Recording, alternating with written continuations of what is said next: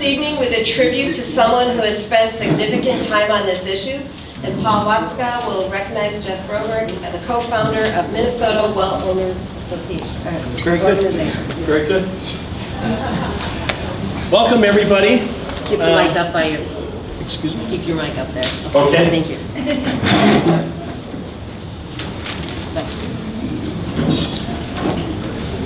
You can do two things at once. So I was asked to speak a little bit about our colleague, Jeff Broberg. Jeff passed away here on April 12th. Very suddenly. He was diagnosed with pancreatic cancer on the 29th of March. And again, it took 2 weeks and he was gone. So I want to tell everyone a little bit about him. He got his geology degree from the U of M back in 1977, and he went to work in the oil and gas industry down in Louisiana. It's a good first-time job for a geologist. You go down into the swamps and the bayous and find oil and gas. He didn't like that work a whole lot. So he came back, bought a farm just north of town here, and became a consultant. And he was an environmental consultant for McGee & Betts for a number of years. He learned the ins and outs of government. And it's really important if you've ever been involved in regulatory processes to know somebody that knows the ins and outs. And he acquired those skills. He became an advocate for a number of different clients, and then decided to retire and get another degree in philanthropy. So I joined him at failing in retirement, and we would compare notes a lot about how enjoyable it was to do work that you really cared about. And you didn't have a client that you weren't sure on which side of the issues they were, but you had clients that needed you because there was nobody else. So he was a tireless advocate for clean water. He was also a strong conservationist. So he understood rocks, and we had a lot of conversation about soil and rocks and water. He understood the land use connection down here in southeast Minnesota, that anything you do on the land ends up in the water. And he was one to answer a question with many words. He would always say, why answer a question in a sentence when a paragraph will do? So you needed to be prepared for a long conversation if you were going to have one with Jeff. He was also a teacher. He showed up one day last spring at our farm.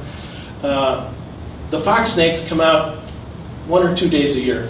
And there he was, grabbing a fox snake out of the driveway and showing it to our grandson there, Teddy. He loved to teach kids how to fish too. He was a farmer. He loved to forage mushrooms, and he loved to go after cold water fish. The last clinic he attended was on March 8th, 2025. I'll be talking a little bit more about clinics. But this is the crew we had there. Just a wonderful group of volunteers. We sampled over 100 wells that day and set out a pizza jar that said, "These people work for pizza." And we managed to get enough small change and dollar bills to provide this crew with pizza for the evening. So to sum up,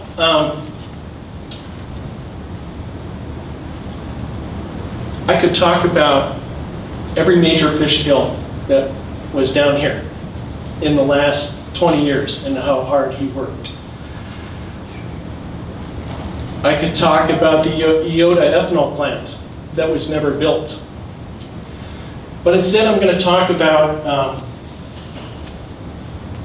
something that I've been doing recently that I haven't done for many decades. And that's reading children's books. The trouble with reading children's books is you quit reading them when the kids leave. And if you're fortunate enough, the kids come back with kids, and you get to reread them. And what you find out is almost everything you need to know in life you can learn from a children's book. And so I'm just going to talk about one children's book, one word, and sum up what Jeff would like to say tonight. And I want to acknowledge Erica. Erica Broberg, Jeff's widow, just walked through the door. Thank you so much for coming.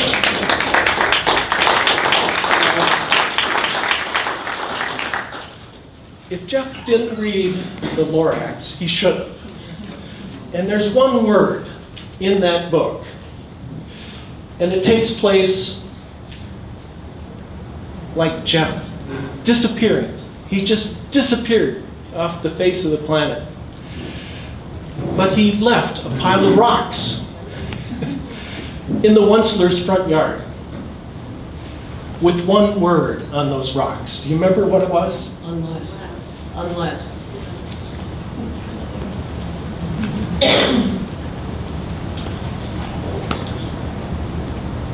I think if he was here tonight, he would say, unless people like you care, it won't get better.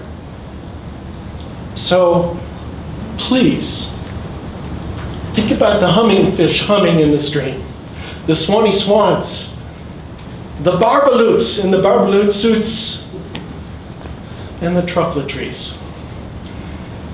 And then look at the tables in the back.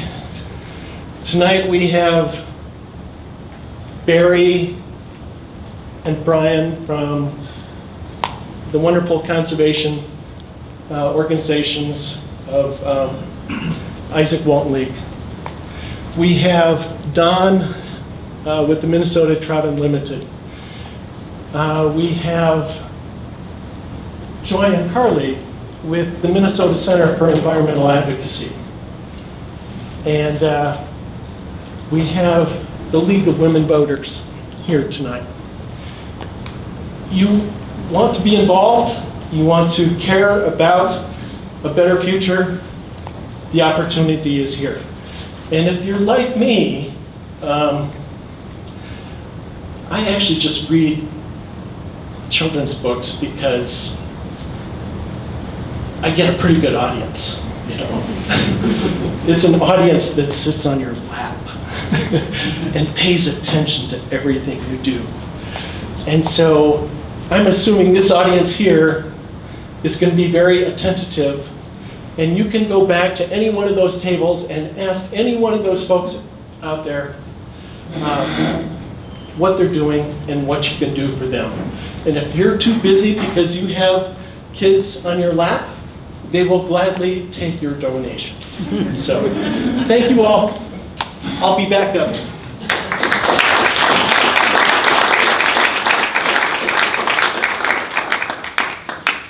Thank you. Thank you, Paul, and thank you, Jeff. That was great.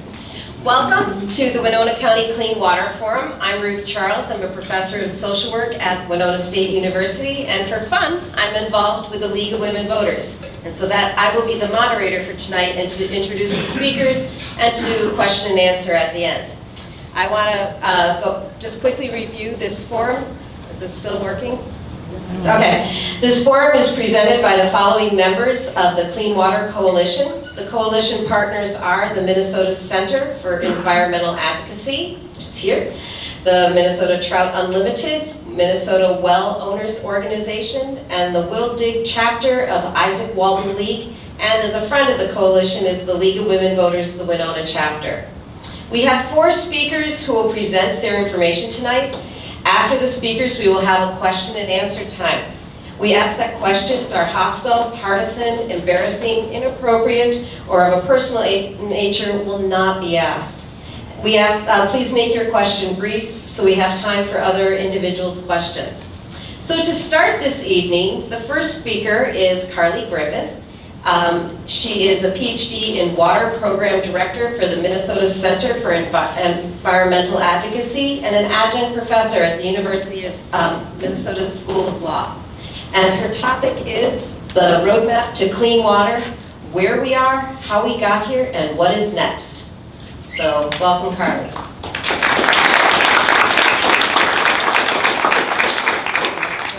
Can you all hear me okay?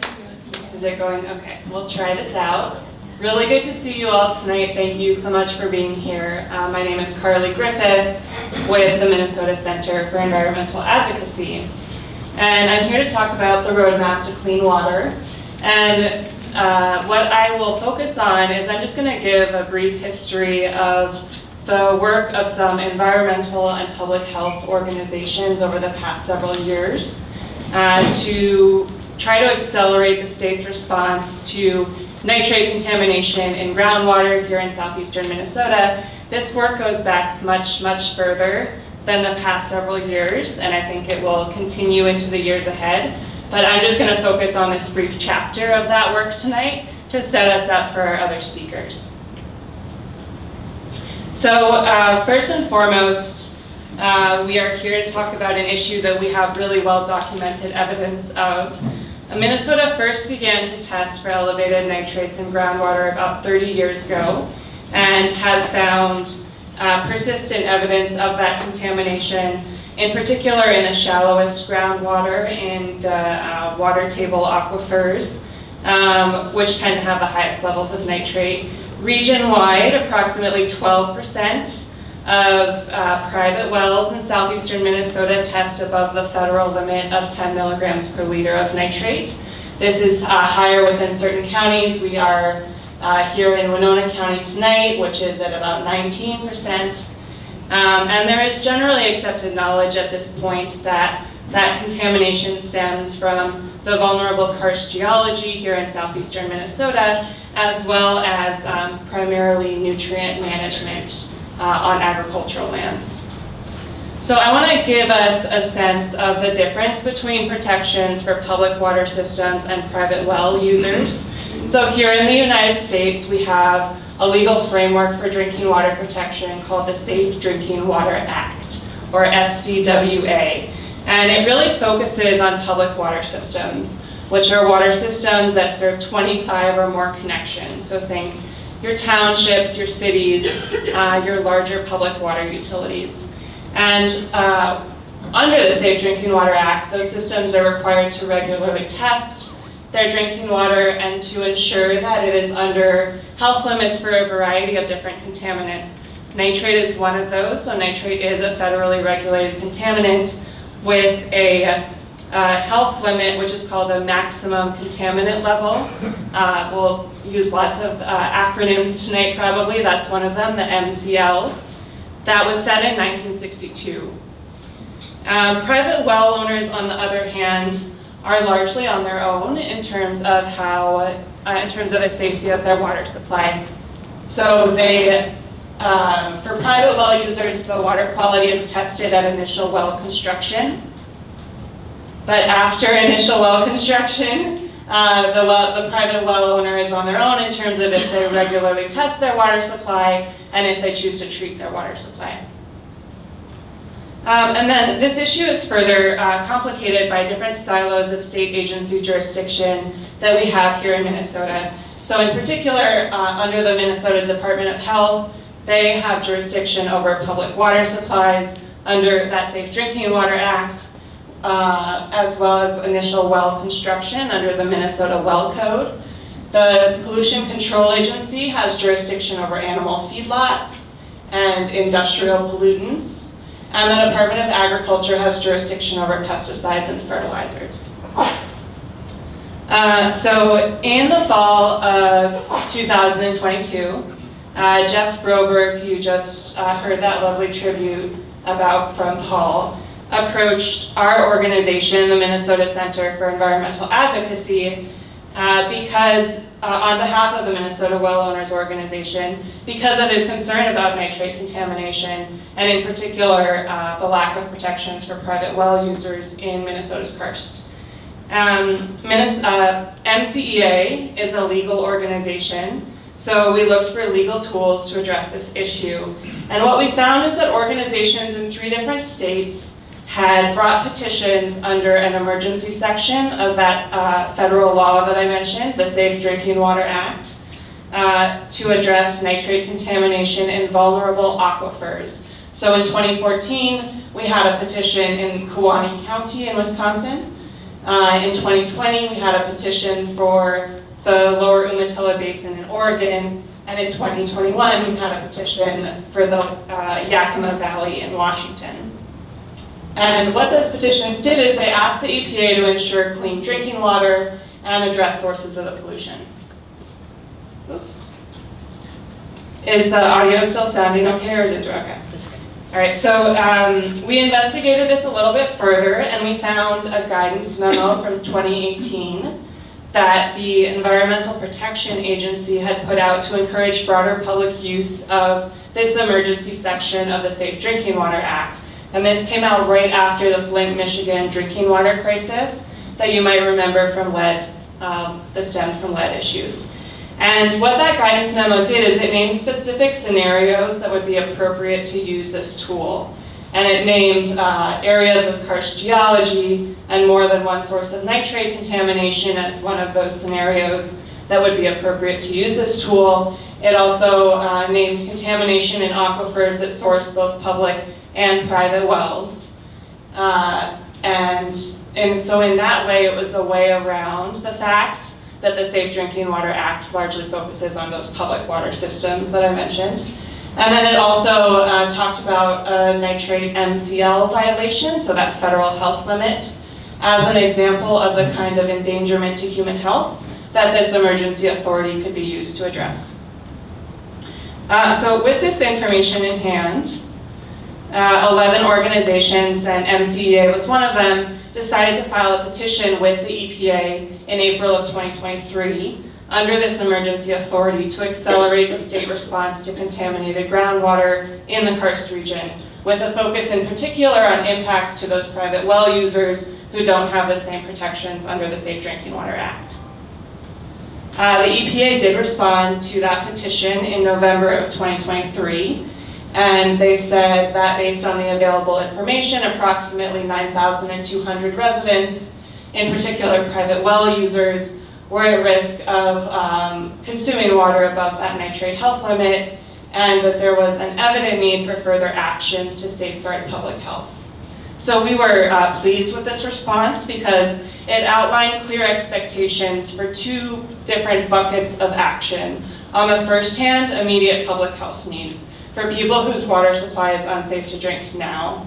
And then the second bucket was longer-term source reduction of those sources of nitrogen to groundwater over time. So I'm going to just briefly outline those recommendations here. So under the realm of public health, the EPA's recommendations really follow the tenets of that Safe Drinking Water Act. So, they said you need to identify all private wells in the region. That includes pre-code wells that were constructed before the Minnesota Well Code is in place. So they weren't necessarily built to the same construction standards, and we might not have records of them in our county well index. It included outreach to impacted residents, free water testing to residents of the karst, and free drinking water for residences that test above the health limit. And then in that second bucket of action, the longer-term prevention or source reduction, they said that state agencies really need to develop a more effective long-term solution to reduce nitrate in drinking water. And they focused on tools like feedlot permits and state rules for animal manure and commercial fertilizer as a way forward on this difficult issue. Thank you.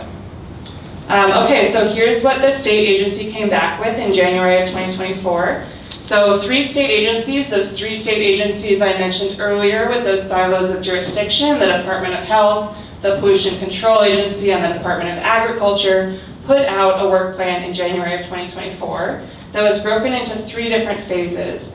Phase 1 and 2 are focused on those immediate or short-term public health measures, and phase 3 is focused on that longer-term source reduction. I will just quickly say here that the phase 1 and 2 are underway, and we do have information at our table up here on how to get free well test kits from the Department of Health. So happy to discuss some of these phase 1 and 2 actions more at our table after the program or in the question and answer portion of tonight's program. And then phase 3, nitrogen source reduction, is really at the very start. So we're really in the early days of that phase 3 work, and you're going to hear from a lot of the other speakers tonight about ways to get involved as we try to move that phase 3 work forward. So then really quickly here, because I know I'm at time, in the 2024 legislative session after the EPA responded to the petition, it was not a budget year. So it was not a year when the legislature usually allocates the budget, but we did have supplemental money available, and we ended up with about $16 million in investments in both public health and conservation measures that came from the general fund and the state's Clean Water Fund in that session.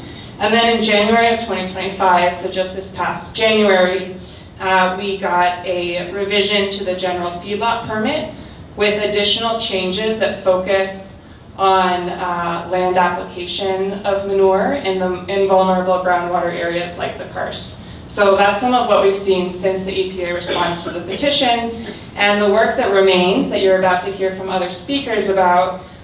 Just a couple, we still need a permanent fund source for private well mitigation. There's just been one-off appropriations here and there. And we really need to undertake that phase 3 work of long-term source reduction. And what you're going to hear about more tonight is the potential revision of the state rules for animal feedlots and the application of manure. So with that, I'm going to hand it over. All right, thank you.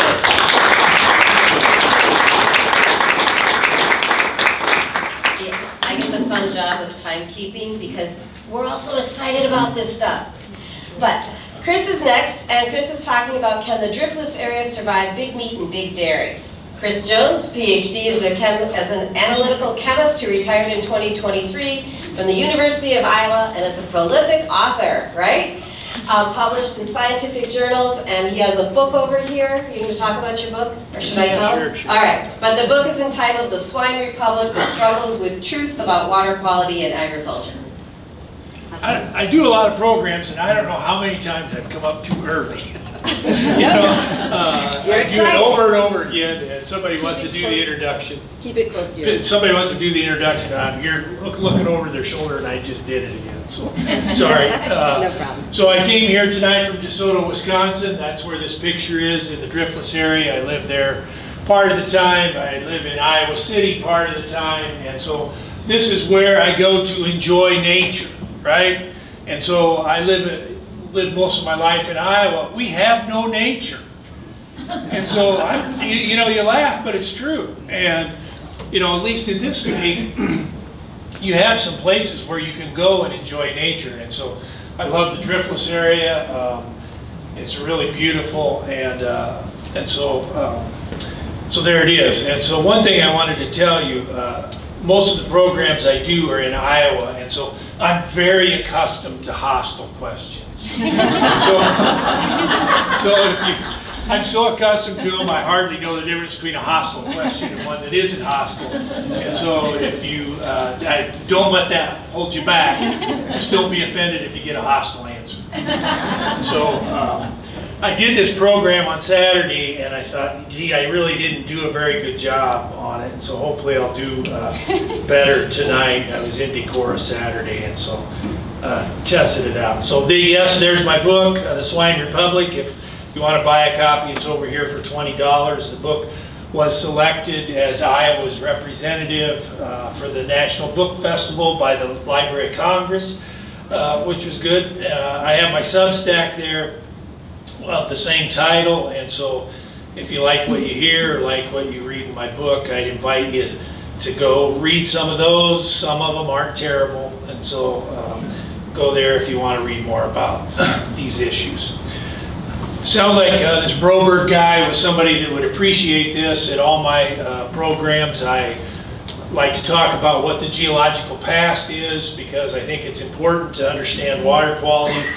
And of course here, our geological past is one of glaciation. We think glaciers intruded here 7 times approximately, give or take, but there's been 3 main events. The pre-Illinoisan event ended 500,000 years ago. The Illinoisan event ended 130,000 years ago, and then the one we talk about mostly in Iowa is the Wisconsin Glacier, which ended only 10,000 years ago. And so if you travel across Iowa, you can really see where that tongue of ice was that came down from Minnesota.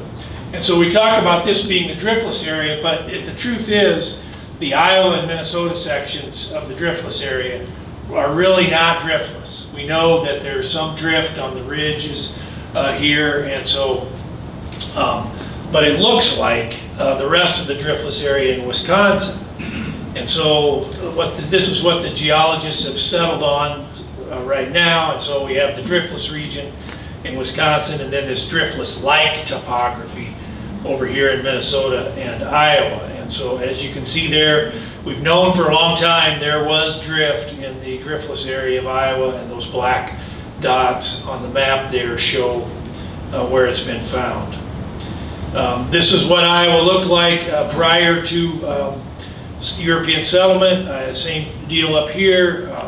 Wetland about 20% of Iowa, prairie 70%, and the oak savanna 5%. We would have had a lot of oak savanna in this area of Minnesota, and of course that stuff's all gone, right? It's all been taken up for farming, and so here's the various landforms in Iowa. You can see the Des Moines lobe there, where the glacier was most recently, and the southern Iowa drift plain would have been a lot of oak savanna. Up here in the driftless area, again, savanna also. And so if you know what you're looking for, you can see these differences in the landforms as you drive across Iowa. But the untrained eye doesn't see it because we've only got 2 species out there, right? We've only got 2 species covering 75% of the landscape, that being corn and soybean. And so people that have never been to Iowa come to Iowa and think it all looks the same. About 5% of the land in Iowa is up here in the driftless area. This was land cover prior to settlement. This is land cover now. It's all crops, right? About 75% is crops. And the thing that's unique about Iowa is so much of our land is privately held. So more than 97% of our land in Iowa is in private hands. And so if we're going to do anything with conservation, we need to work on private lands, and you need the permission of the landowner because we don't have laws to compel participation. These are our streams prior to settlement in Iowa. These prairie streams we know were clear systems. They were wide and shallow. They meandered across the floodplain and often spilled out into the floodplain. We had the perennial species of the prairie on the stream bank. We had the clean water species of smallmouth bass and pumpkin seed sunfish and the generalist channel catfish. And now this is what our streams look like, especially in western and southern Iowa. And so they're all down in these canyons, right? And it's because we straightened the streams and they eroded downward, down to the bedrock in some cases in western Iowa because we have this thick, less soil. Now we have the pollution tolerant species, the carp and bullhead. We still have the generalist, the channel catfish, and our water table is much, much deeper than it was. And we've drained it all. We have the drainage tile coming in. And so many of our streams are really ruined. Up here in northeast Iowa and southeast Minnesota, we haven't seen that down cutting as much because the bedrock is so close to the surface, okay? And so you see that all around. You see it here in St. Charles. The bedrock is close to the surface. And so these streams haven't cut downward like they have in other places. And so we can see these bedrock aquifers in northeast Iowa, very shallow, and some of them are quite vulnerable even though they're in the bedrock. And so here's just a picture in Alameda County. just south of here, the Prairie du Chien dolomite. This is what the Prairie du Chien aquifer would look like underground if you could see it. Upper Iowa River, again, we can see the exposed bedrock, just an example. And so why does the driftless area of Minnesota and Iowa look like Wisconsin? And this is why. It's because of the proximity to the Mississippi River. All right, and so if we look at the ridge that divides the Upper Iowa River watershed with the Wapsipinicon watershed, we see here the slope on the Upper Iowa is much, much larger, right? And so the water here has a lot of energy, and it scours out that silt and the manure solids and all that other junk that gets in the stream channel, and it still can keep our streams in relatively good condition. And whereas in Iowa, the rest of Iowa, we have this siltation. So what about water quality up here in the driftless area? Well, we know the driftless area is very vulnerable to nitrate loss. Okay, and this is Iowa here. Each one of those spots on that graph is a watershed, and you can see them in the upper left here. The x-axis is a percentage or fraction of the watershed that's in crops. The y-axis is the nitrate loss from that watershed in a kilogram per hectare, or yield, if you will. And you can see that for all these watersheds, the relationship between the percentage in crops and the amount of nitrate loss is almost linear, right? You see that group, and it's very linear, but you see those three up there in the upper left-hand corner, those are all in the driftless area. And so that's the Yellow River, the Turkey River, and the Upper Iowa River, and you can see very, very high nitrate loss, even though the percentage of crops is low. All right, and so why is that? Well, it's because we have thin topsoils, we have a lot of livestock, and so when it rains, the nitrate in the soil is mobilized to the bedrock, right? The bedrock is just right there, in some cases maybe 10 feet down. And so it gets to the bedrock aquifers commingle with the streams. And so we have a really rapid delivery of nutrients from the surface to the bedrock, to the streams, and thus we have really high nitrate loss in our driftless streams of Minnesota and Iowa. Water throughput is very, very high, and so when it rains here, it gets to the streams very rapidly. And so we see there, this graph shows two-year average discharge on those three watersheds, and that leads to that high nitrate loss. Here in Minnesota, we have the karst area here in Winona County. I think everybody knows about this. This is the area underlain by the bedrock, just like in Iowa. It's very close to the surface. Just to the west here, we have all that glacial till. And so as we talk about water quality, a lot of people want to talk about corn, right? And we think this is all from corn. But what's really the problem here and elsewhere is we've lost diversity of crops. And so we only have two crops.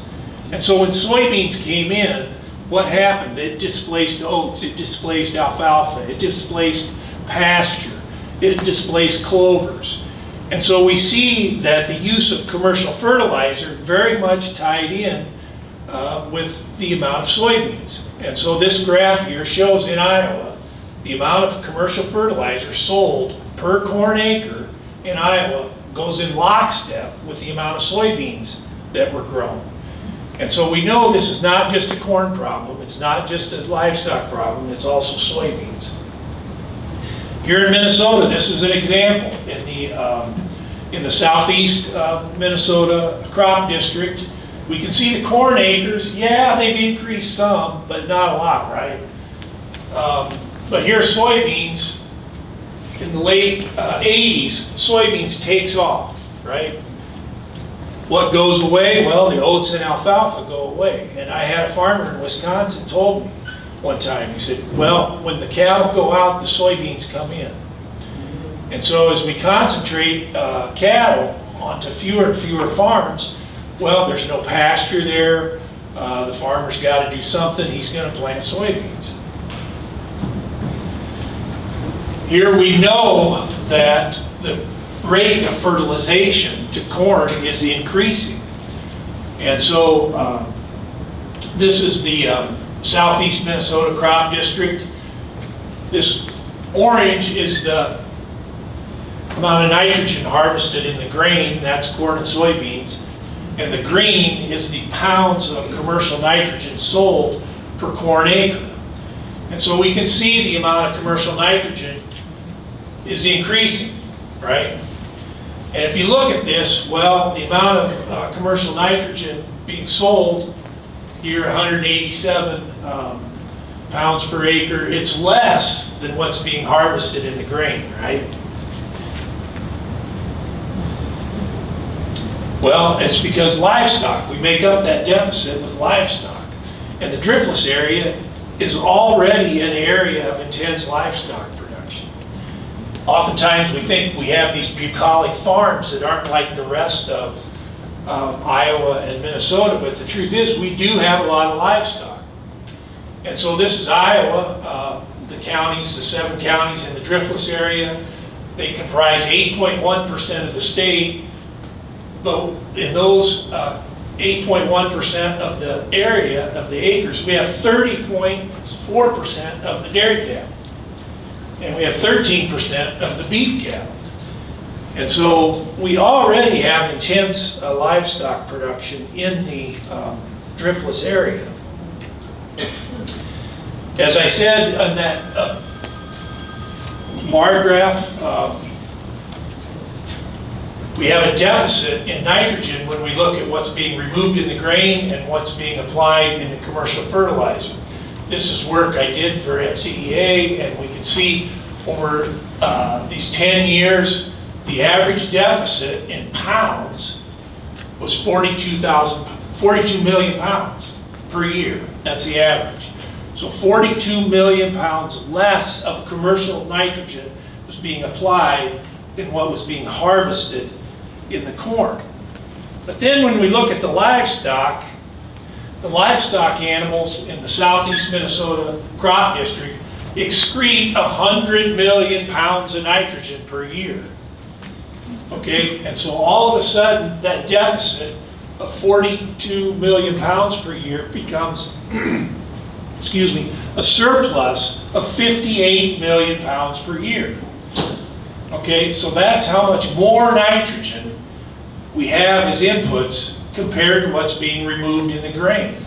58 million pounds. Well, you know, that surplus, it just doesn't go off into the Milky Way, right? It's got to go somewhere. And so it goes into our streams and our aquifers and the air.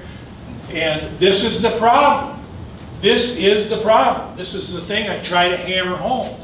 We want to do all this conservation, especially 4 R's, right? The rate, right place, right time, right form. We preach that to farmers.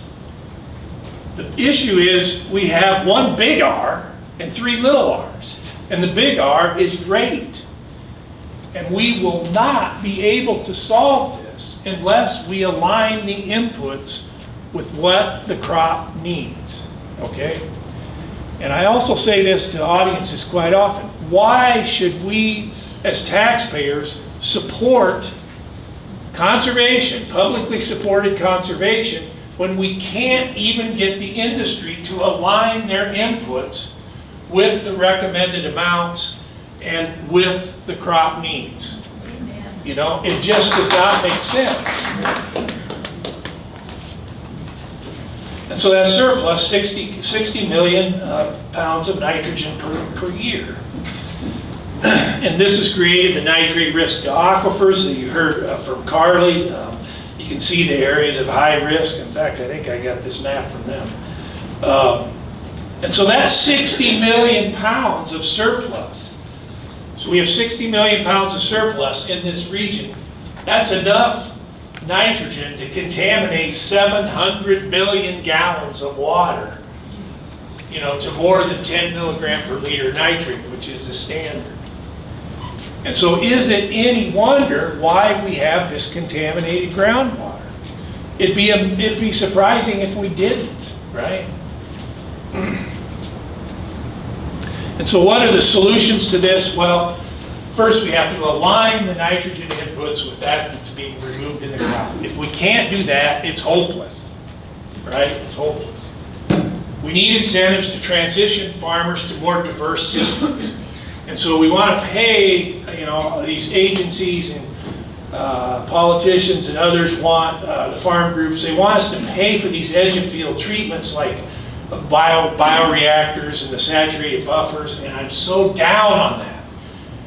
I just think it's a huge waste of money. It just entrenches the current system. And so we need to invest our money in helping farmers transition to more diverse systems. We need to aggressively limit and monitor the livestock populations.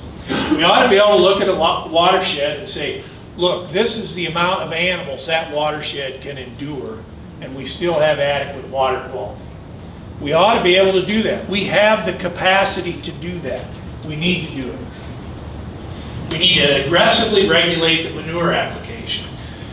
I'm not sure how it is up here in Iowa. This is a complete and utter mess, right? We have 8,000 CAFOs in Iowa, and we have about 50 people that work in our DNR that are charged with monitoring livestock in Iowa.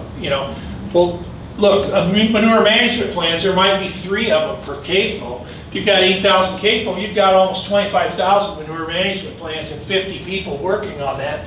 What are the chances that that manure management plan is ever going to come out of the filing cabinet at a DNR office? Very, very low, right? And so we need some mechanism to aggressively regulate all this manure.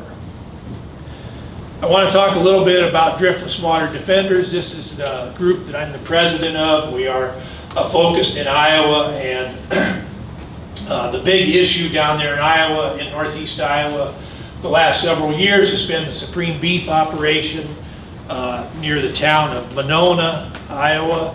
And this has been ongoing since 2017. They initially were going to build this cattle, a feedlot or CAFO, I don't know what they're calling it. There's 12,000 cattle there. There was initially going to be a digester there, a manure digester. They were going to sell the biogas to a natural gas pipeline. And so let me tell you, let me insert this here. These digesters are not the solution, okay? If anybody tells you these digesters are going to improve water quality, they don't know what they're talking about. The digesters will not do it. So let me speed through these. We challenged the water use permit for Supreme Beef. We won. DNR ignored it. They gave the water use permit to Supreme Beef anyway. There you see that. We're challenging this manure digester in Wenatchee County. And then we're suing the Agristar processing plant in Postville. They've been violating their NPDES permits for months and months and years, and DNR will not do anything. They won't do anything. We know that they're exceeding their limits on their NPDES permits. And so here's our mission here: educate, advocate, and litigate. Yes, we're going to sue some people. We think it's time that we want some environmental integrity in Iowa, and we're going to sue if we have to. So there's my book. Thanks for coming tonight, and I hope you'll have some questions, hostile or not.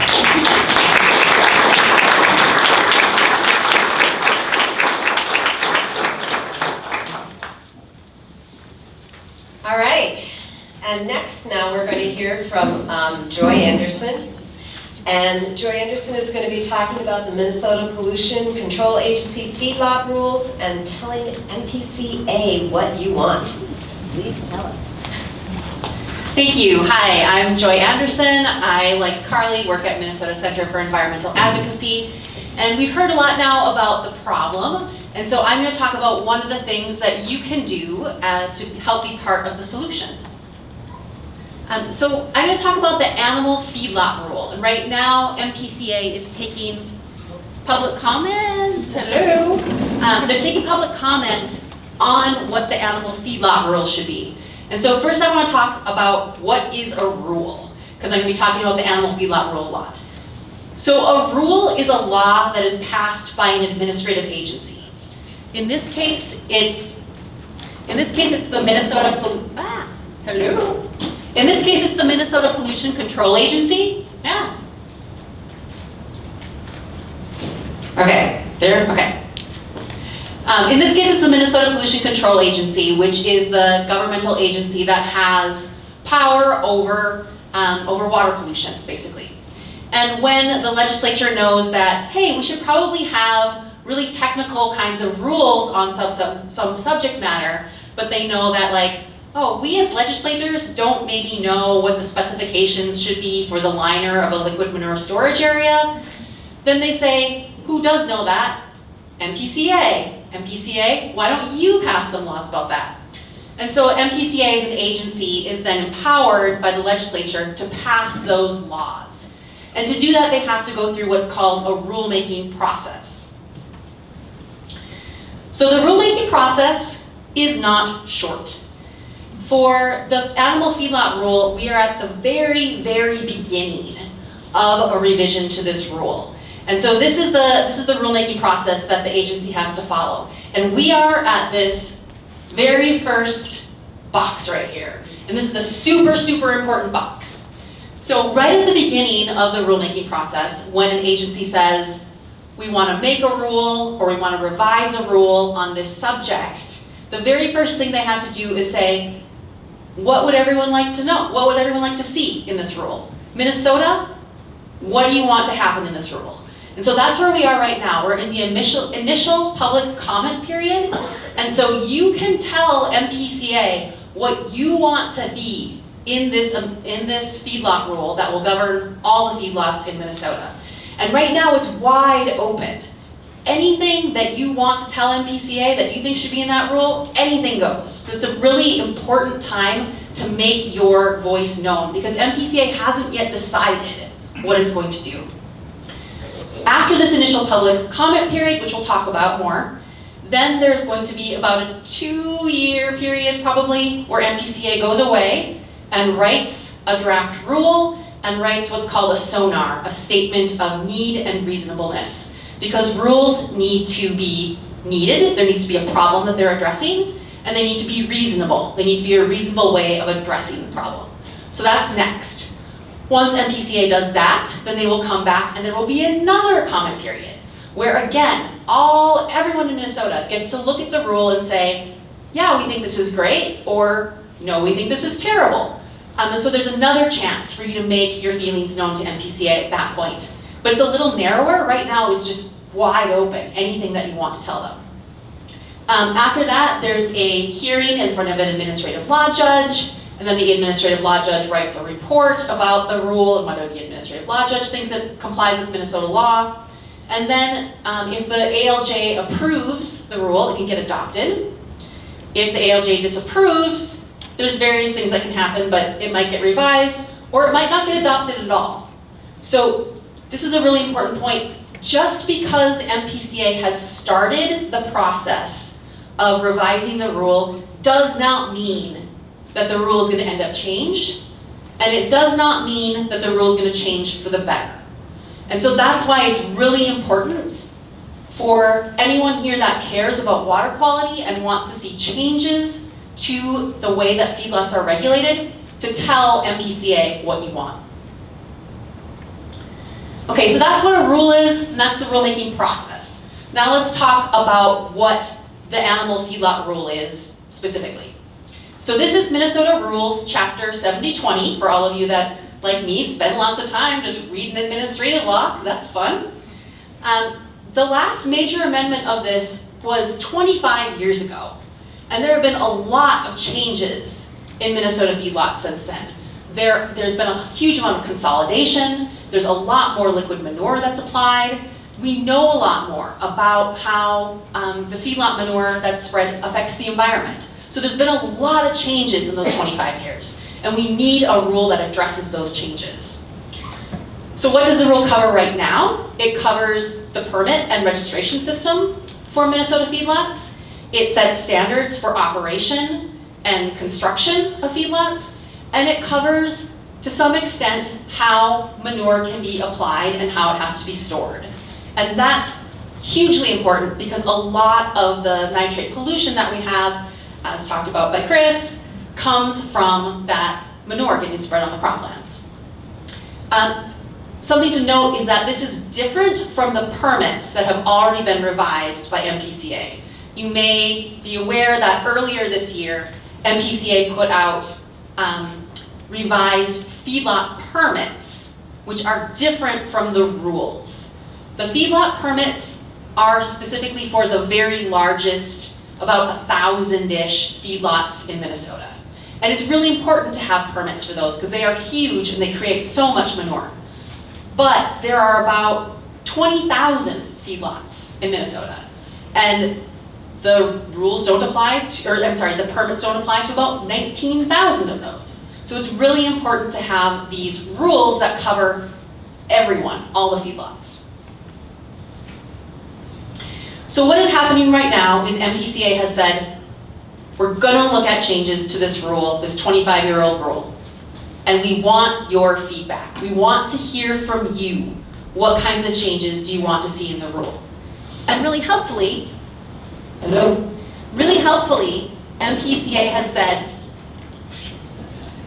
really helpfully, MPCA has said, this is what we want to know from you.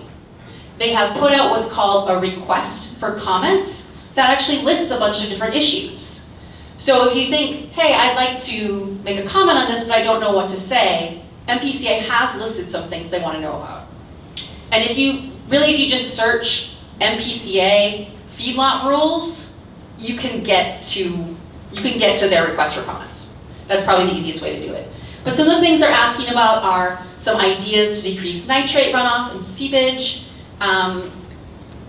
how the permits should be issued and should there be more regulations for medium-sized feedlots, and how to keep regulatory flexibility for people while still regulating what producers can do. And I think I'm getting close to my time, so I'm gonna... You get time. Okay. So the next thing is, how do you tell MPCA what you want? So there is a public comment period, which is open right now and through July 22nd. So anytime from tonight through July 22nd, you can tell MPCA what you want to see in these rules. And how you do that is you go to either the Office of Administrative Hearings website. Again, the easiest thing to do is going to be go to whatever search engine you use and just type in MPCA feedlot rule amendments. And the internets have some problems, but they should still get you there. The other thing that you can do is there is a mailing address. And I didn't write it up there, but we have postcards up here at our table that have the address on them. You can just take a postcard if you want to write a comment that way. And I think Minnesota Trout Unlimited has envelopes at their table back there. So either one of those places will get you the mailing address, which is maybe an easier way to do it. And what you want to tell MPCA is what changes you want to see and why they're needed. And there is no format for this that it needs to particularly be. It can be a paragraph, it can be a letter, it can be a report, it can be a memorandum, whatever you want it to look like, that is fine, it doesn't matter. So how to write an effective comment. One thing that's really important to know is that you need to address the substance of the rule. So these rules are meant to address pollution discharges from feedlots and ways to address those. So if you have different issues with feedlots, if you just want to say, I think people should eat less meat, or if you want to say, I don't think that feedlots treat their animals very well, or whatever, any kinds of things like that, those are outside the scope of this rule. Or if you just want to say, I hate Governor Walz, there were a whole bunch of comments like that on a different rule that I worked on a long time ago. It's not really, you can do it if you want to, it's not super helpful. You should be directing your comment to the rules. Okay, I'll wrap up. Yep. So what you should do is you should explain your connection to the issue. I have a well that's polluted. I live in a town where the water supply was, is contaminated with nitrate. I know someone who got cancer. Whatever your connection is to the issue. And then identify specifically what you want to see from the agency. And whether that's a really specific idea, Chris had some ideas up on his slides earlier about things that need to be done. Or you can even just say, we need, if this is what you think, some people obviously might disagree, but we need stricter regulations to make sure our water is clean. Like, it can be that simple. But tell MPCA, because just because this process has started does not mean we're going to end up with a new rule, and it does not mean we're going to end up with a better rule. MPCA needs to hear from everyone who cares about this. That makes a difference to them. So that is it from me. Thanks so much. Again, we'll be here, and we'll be at this table afterwards. If you have questions about how to write a comment, I am more than happy to answer those. So thank you.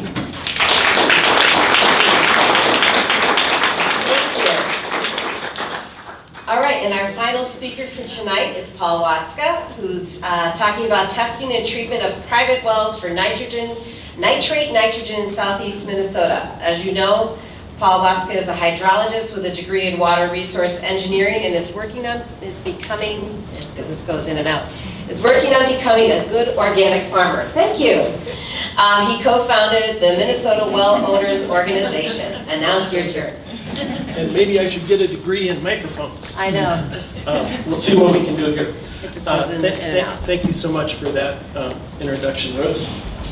I'm going down to the nuts and bolts of what is important. That is to say, what comes out of your kitchen tap.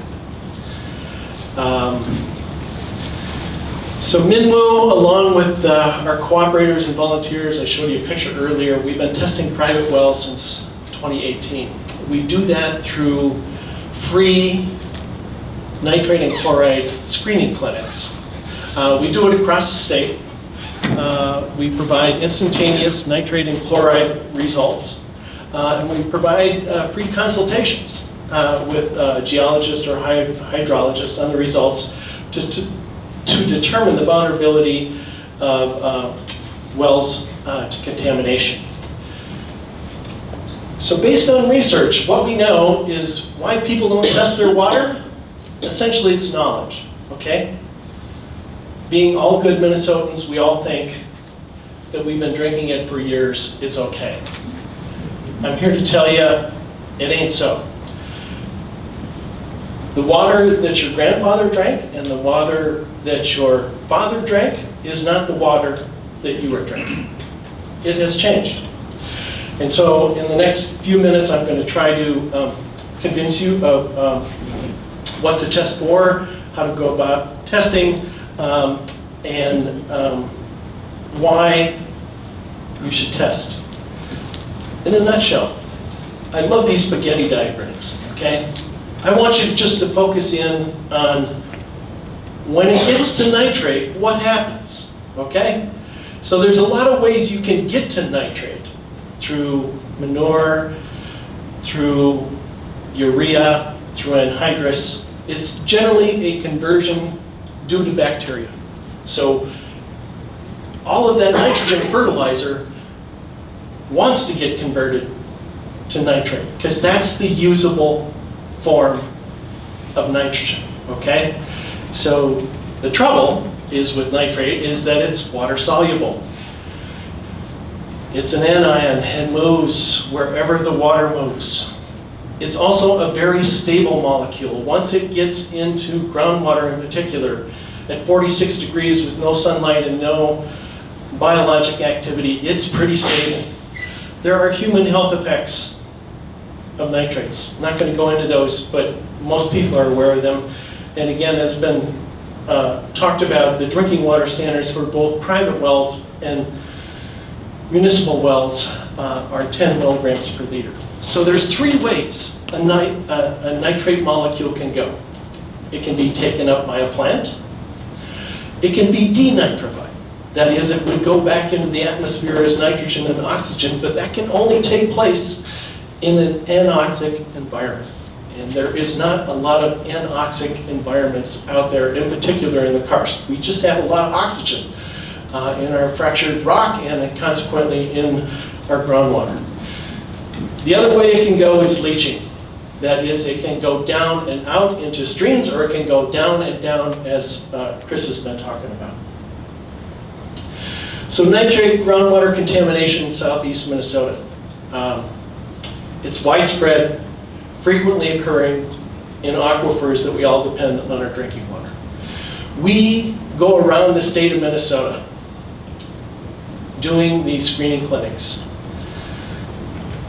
There is one region of the state that has a very significant nitrate contamination problem in groundwater. It's here, right here. Western Winona County, ground zero, okay? Again, I think Carly pointed out that EPA estimates there's over 9,200 residents in the karst region that are at risk of consuming nitrate above the NCL. Minnesota Department of Ag reports 12.1%. Nitrate concentrations can and do change over time. Again, think of where nitrate contamination comes from. Every year we apply millions of pounds of nitrogen fertilizer. A certain portion of that ends up in our groundwater year after year after year. It is continuing. We generally say that if a nitrate concentration is greater than 3 parts per million or greater, your water is being impacted by land use. So 89% of the groundwater contamination comes from row crop agriculture. Private well owners are not alone in this. If you live in the cities of Utica, Elgin, Altura, you've got a nitrate contamination problem. And we can talk about St. Charles. St. Charles does not have a nitrate contamination problem, and again, it's the luck of the geology. The other thing you're going to have if you've got above background levels of nitrate nitrogen above 3 is that you're going to have pesticides in your water. Work that has been done here in Winona County, 96% of wells that were sampled with a nitrate concentration greater than or equal to 3 contain pesticides or pesticide breakdown products. There's another study out of Dakota County, basically found the same thing. So let's talk about plumbing. Boy, everybody's favorite topic, right? How does water come into your home, and what happens when it gets there? So you pump it out of the ground, right? You may have a sediment filter, and you may or may not have what we would refer to as water conditioning, which is water softening. There's a lot of hard water down here. So you may soften your water. And you may have specific health-related treatments, which, for example, would be reverse osmosis system, which would also maybe have carbon filtration as well as UV light, that type of thing. Ends up in your kitchen tap, and there's another place that you can treat your water, and that's after it comes out of the tap. Most likely it is in the form of a pitcher, like a Brita pitcher, or potentially an inline filter in your refrigerator, becoming very popular, you know, where you can get your cold water right out of the refrigerator. Just addressing nitrates. Your sediment filter isn't going to take rid of them. Your water conditioning isn't going to take rid of them. RO systems can work, and I'm going to go into that in great detail here, and I want to give you an idea of some of the considerations that people should look at if they're looking at RO systems. But RO systems can work. There's very little else that is going to take out your nitrates, given that they are dissolved in water. So most people don't know what a RO system looks like.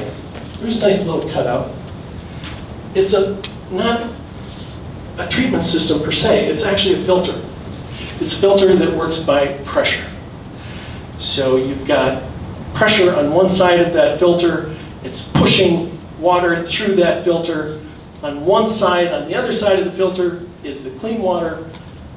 On the waste side is where all the wastewater goes. So first thing, where do those nitrate molecules go? Well, they go right back where they came from. You bumped them out of the water, you filtered a little bit, and then they go right back into your wastewater system. If you have high nitrates in your water, you can always go to bottled water. Most people don't like the containers, but you can reuse your gallon containers, and you can pick up bottled water for 49 cents a gallon in Winona. There's some drawbacks that I'm going to get into about RO systems, but in particular, you can use 4 to 10 gallons of water for every clean gallon of water that you get, okay? Understand, and hopefully all the information you've been gathering here tonight, you should understand that this is a lifetime treatment ordeal. Think about it as your first car, okay? You know how to put gas in it, you might know how to put air in the tires. There's a whole lot more to it. And if you're going to go down the RO treatment system business, you better educate yourself. So some considerations.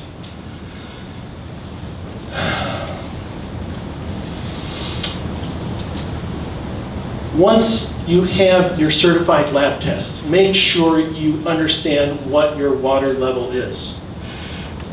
What does the certified lab test mean?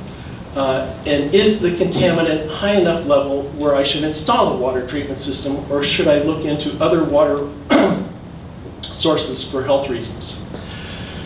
Ask the installation company, do you provide a warranty on your installed products? Do you provide a list of contaminants that the product will remove and the removal efficiencies? And does this follow government agency extension recommendations? So there's certification agencies out there, in particular two, the National Sanitation Foundation, NSF, or the Water Quality Association certifies these systems to work at specific efficiencies, okay? And then you have to dive into maintenance. How do you know how to maintain these systems?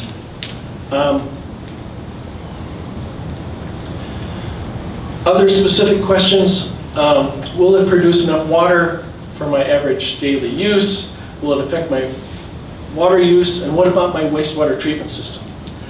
And how do you know if this product is working effectively? Well, you got to go back and test. How frequently should I change the filters? In our clinics, we're running into a lot of people that have installed the system. They bring in a treatment, untreated pair of samples, one from their hydrant outside, one from their kitchen sink, and there's no difference in the nitrate contaminations. First question we ask them, when's the last time you maintained your system? So again, look at all of the components and the cost of those components, and in particular the installation charges, can you install it yourself, and what those eventual charges will be. A couple of resources here. I have all of the information that I've been talking about in handouts back there with a picture of Jeff Broberg. So that's it.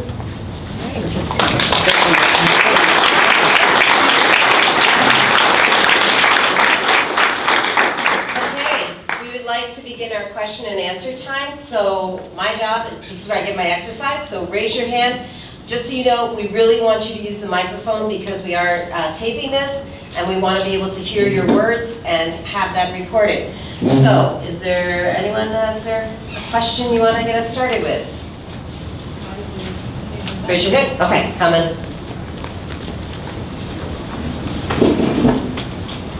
This is a simple question. You said reverse osmosis systems use several gallons of water for every gallon that you will have to drink. That's correct. Do the ones that you find at Hy-Vee or at Midtown do the same thing? You mean the commercial bottling that is available at Hy-Vee? The commercial, well, the reverse osmosis water systems they have there. You bring in your Yep. empty plastic gallons and you put them under the spigot. Yep. You turn it on. Yep. Is that wasting lots of water through that also? I cannot speak directly to how many gallons of water it takes to produce a gallon of clean water with those systems, but my guess it's around 4 to 6. Yes, they have the same issues that a home RO system would have.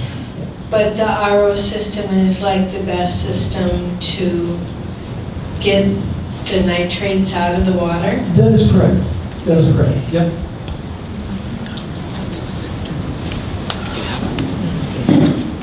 There we go. No, use it because. Okay. To interject to what that lady was just referring to, I just came from Hy-Vee grocery store before I came here. I quit drinking water from any well a long time ago. The water I drink, I go to the reverse osmosis units like at Hy-Vee or Cub Foods. Those two stores in Rochester, the same representative out of St. Paul that owns those machines, I have the ability to test sometimes against some of what their machines claim will be taken out. I've caught a couple of times at Cub Foods where when it says it will remove chlorine, my tests have showed chlorine, but I'm on first name basis with their maintenance guy that goes and oversees that. He admitted to me the last time he got distracted by a customer while he was trying to service the machine. He forgot to change the carbon filter out, which is what primarily takes the chlorine out of that. So I go to Hy-Vee or I go to Cub Foods for specific reasons. I don't know in this room how many people here really know much about reverse osmosis. They work wonderfully, but they're not without having to study them and understand them well. I know them a lot, but I still go to Hy-Vee and buy my water because it eliminates, it's kind of like taking your car to a mechanic for an oil change. If you've got a good mechanic and he's not doing the wrong servicing to your automobile, you're money ahead. I know how to do all that stuff, and I don't even want the hassle of having to buy the filters, change the filters, test the water at home. Is there a contaminant water after you removed the good water? Yes. At those stores, that goes down the sanitary sewer to the Rochester sewer plant. That's partially a problem with reverse osmosis, is you do now concentrate the nitrates that you're removing to save yourself. That's why I go to Rochester, to the stores I do, because at least I know it's going to the waste treatment plant in Rochester, Minnesota. I don't know in St. Charles if the grocery store here has a reverse osmosis unit or not. Never walked in there and looked. Let me see, Paul, do you want to talk about that? Add something to that? No, I think Gary did a good job. That's great. Okay. Next. Thank you. I'd like to make a couple of observations and have a question, because I like to look at this from a policy perspective. We are right now spending our tax monies and helping people getting RO units in their homes because they're needed to protect the people involved. And I'm all in favor of helping people. The problem is that in this process, we are externalizing the cost that the sources of the nitrogen contamination are putting on us, the taxpayers, and and then they can reduce the overall cost of production and be quote unquote price competitive. Secondly, keep in mind we're not only wasting water when we're using reverse osmosis. As Paul pointed out, pressure is involved. Pressure involves a pump, and pump involves electric power to create that pressure. So we have two sources of cost using RO. And lastly, there are people here in Waukesha County that are experiencing more than 36 parts per million of nitrogen in their well water.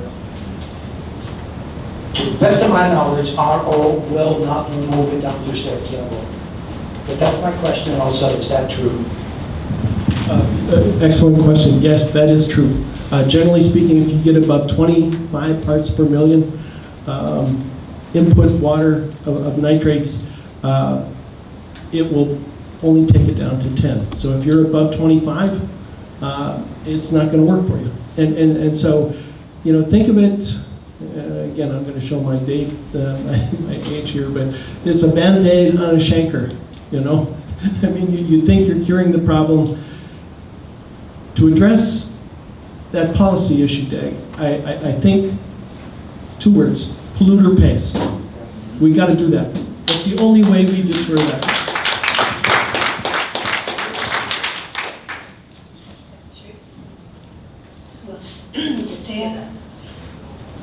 Staying with the topic of testing, what about agricultural chemicals? Does reverse osmosis address that?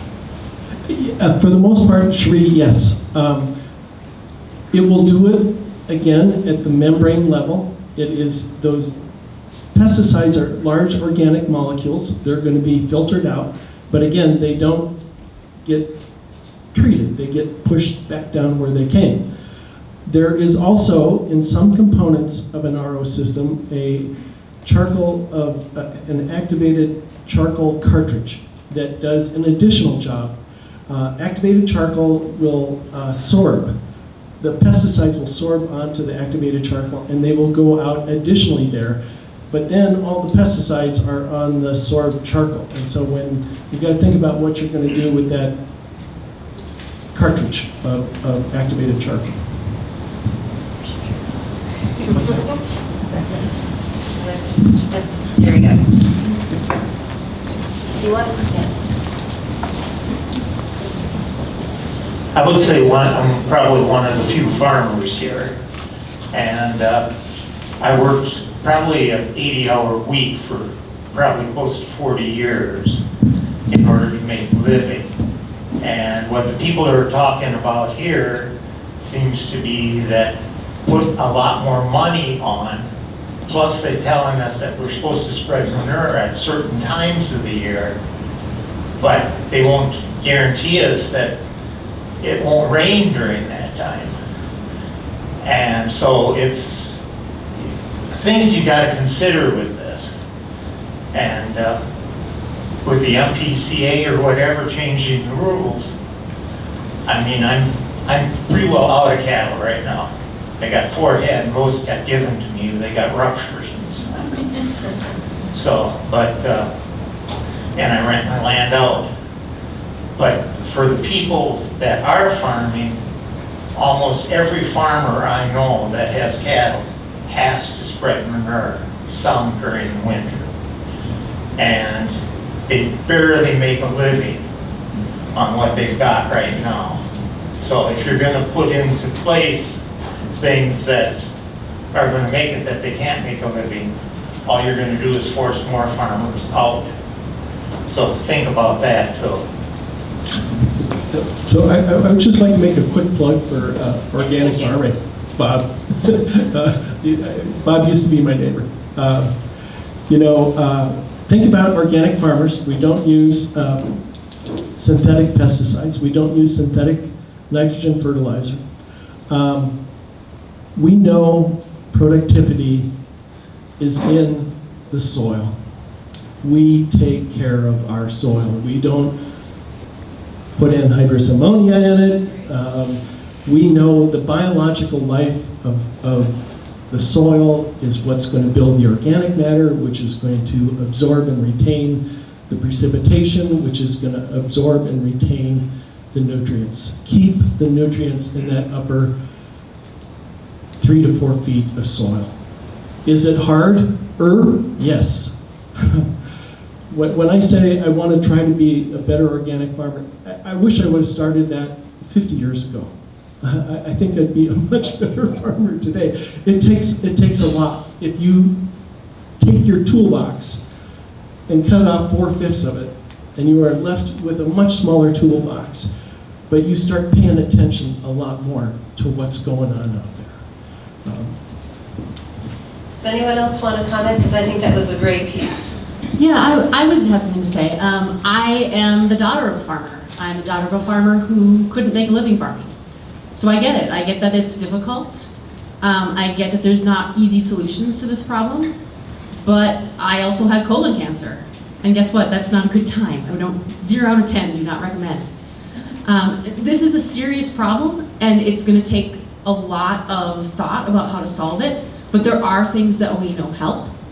As Chris said, rate is a really important one of them. And that's good for farmers too, because if you're spreading nitrogen on the ground that your crops don't need, that's costing you money too. We need to align the inputs with the outputs.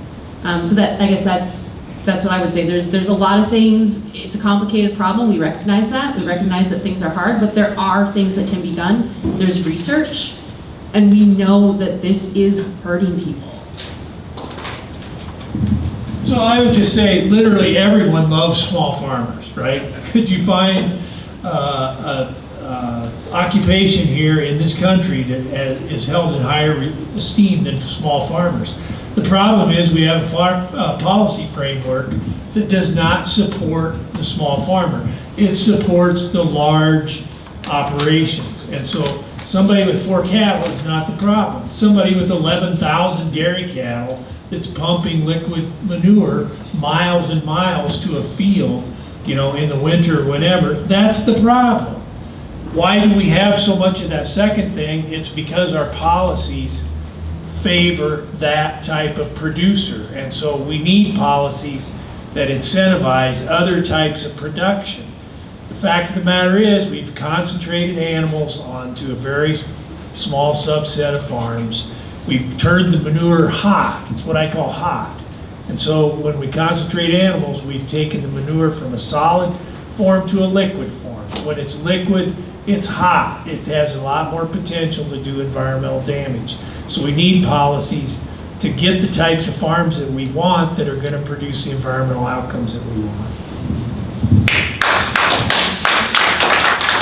And I'll thank you for your comment and question. I'll just add quickly, right now a lot of the conversation around vulnerable groundwater areas like the karst, do we need to make changes in nutrient management? That has focused, like you said, on things like, do we need to have cover crops on the ground for fall application when the ground is bare? How do we limit winter, application on snow or frozen covered ground? And there's definitely recognition that that comes at a cost. And one of the big costs is manure storage. So if you're a permitted feedlot, if you're over 1,000 animal units, you're required to have 9 months of manure storage so that you can follow those guidelines in your permit.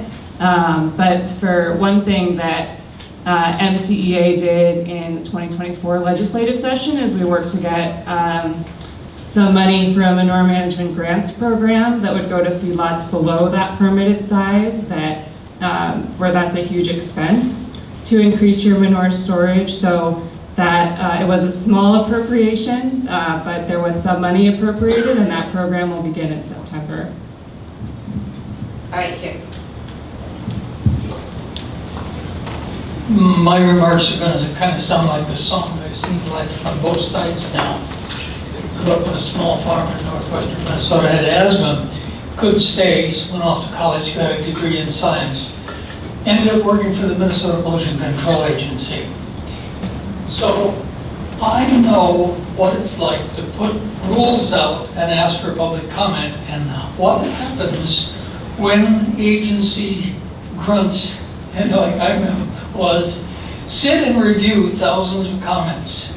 You love to get comments that are all over the map, from one end to the other, because what that does is allow you to cut down the middle.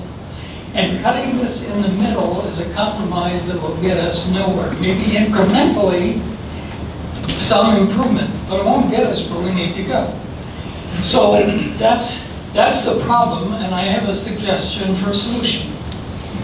Would MCA and the other organizations involved, and I'm with the guys at Bolton League, so I will pledge to bring the league along with this if you will be willing to do it, hold workshops on comment writing and effective comment writing that is consistent with the strength of the rule that's necessary to do the job.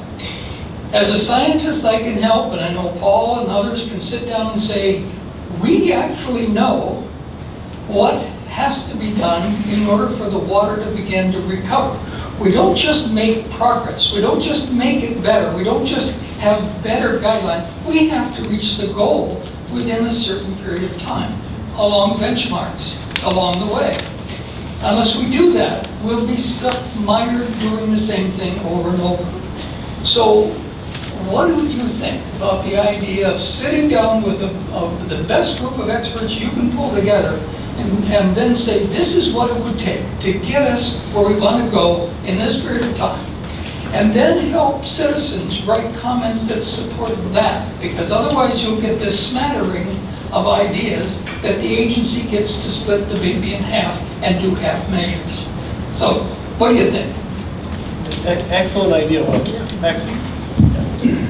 Yeah, I'm definitely interested to talk about that idea further. I will say we've done one virtual webinar, MCEA with Land Stewardship Project, and the Environmental Working Group that was targeted to organizations to comment on the comment period. And we're going to try out a virtual comment party this Thursday, which we've never done before, which is an open virtual webinar where we're going to talk about how to write an effective comment and that kind of thing. But I'd love to talk to you further about that idea.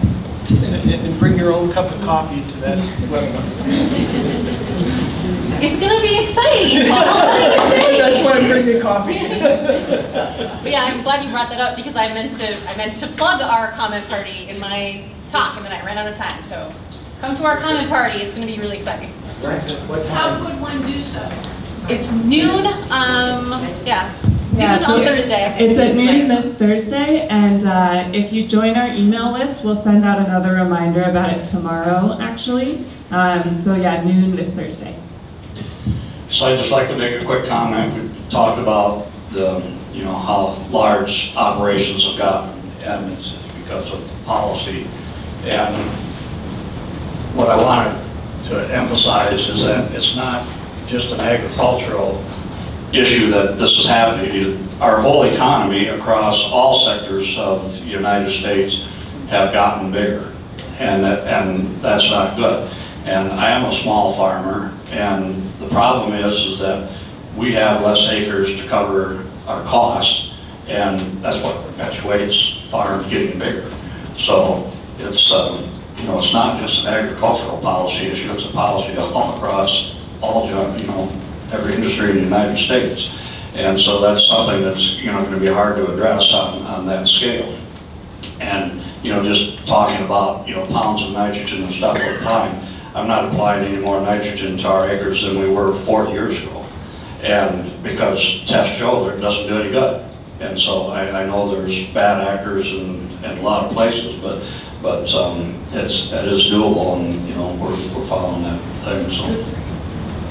Thank you. Any comments to add to that? Okay, we have one last question. Just I'll go.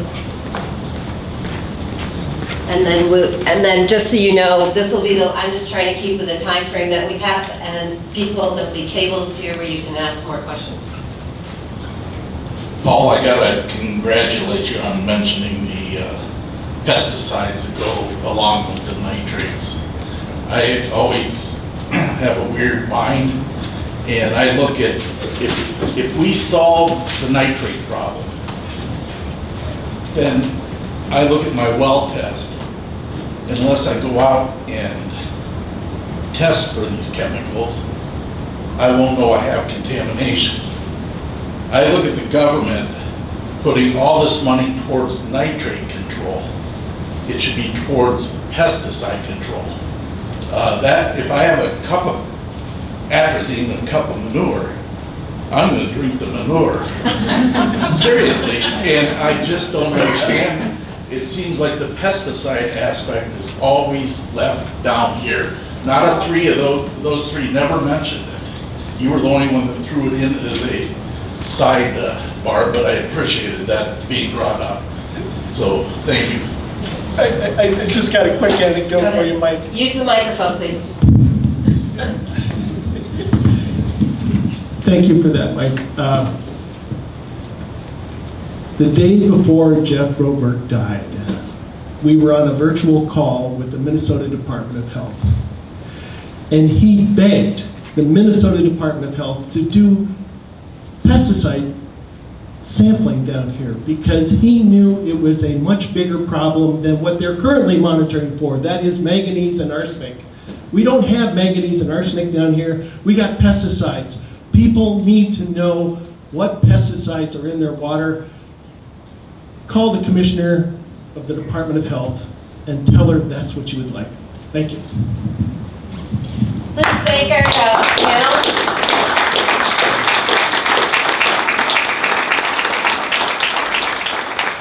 So in a quick summary, Carly helped us understand how we got to this point with contaminated groundwater and the role of the EPA in trying to make things better. Chris informed us about animals and agriculture and the karst country here. Joy explained the MPCA's effort to update feedlot rules and how we can make an input. And Paul explained the importance of well testing. These speakers all want what we all want: clean, safe drinking water for everyone. And so a big thank you to them for their scientific knowledge and their commitment. And we really appreciate you guys coming and speaking today.